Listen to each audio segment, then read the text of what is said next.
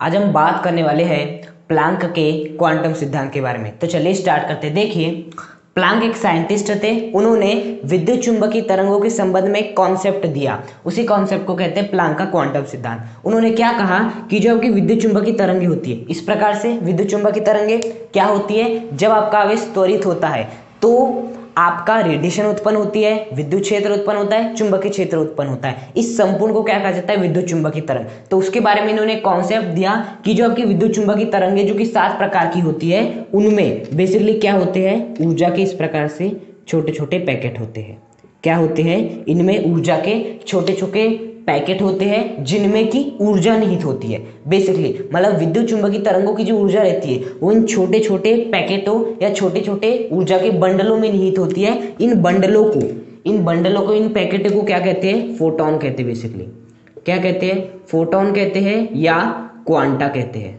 क्या कहते हैं, फोटोन कहते हैं या क्वांटा कहते हैं। इतनी बात समझ में आती है कि विद्युत चुंबकीय तरंगे में इस प्रकार से छोटे छोटे पैकेट रहते हैं, छोटे छोटे बंडल रहते हैं जिनमें की ऊर्जा निहित होती है। इन छोटे छोटे बंडलों को क्या कहते हैं, फोटोन या क्वांटा कहा जाता है। इन्होंने कहा इन फोटोन या क्वांटा की जो ऊर्जा ई है, इन फोटोन या क्वांटा की जो ऊर्जा ई है वो किसके समानुपाती होती है, इनकी आवृत्ति के समानुपाती होती है। किसके समानुपाती होती है, आवृत्ति। ये क्या है आपका, म्यू है।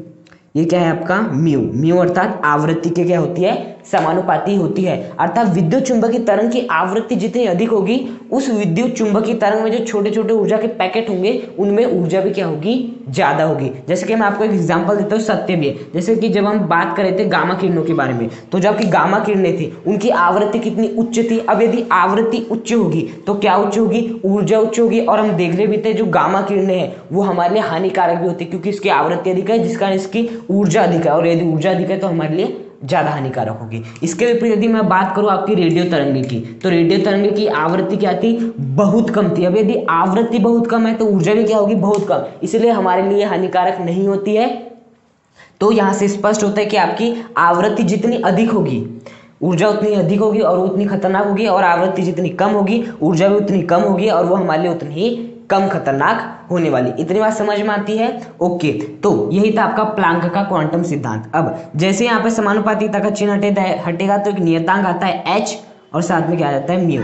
ये जो आपका h है वो क्या होता है, आपका एक नियतांक होता है। बेसिकली क्या होता है, नियतांक होता है, और इस नियतांक को कहते हैं हम प्लैंक नियतांक। तो बेसिकली h क्या होता है, आपका प्लैंक नियतांक होता है। क्या होता है, प्लैंक नियतांक होता है। इस h की वैल्यू क्या होती है, 6.626 इंटू 10 की घात माइनस 34। क्या होता है, 6.6 इंटू 10 की घात माइनस 34 जूल।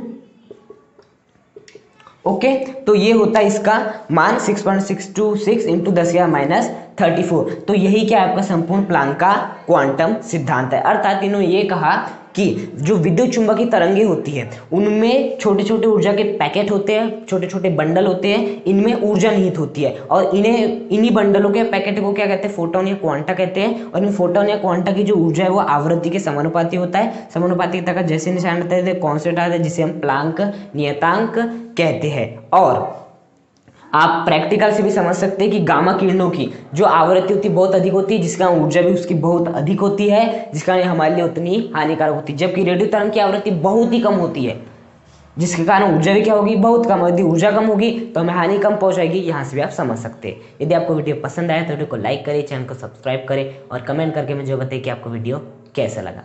Thank you.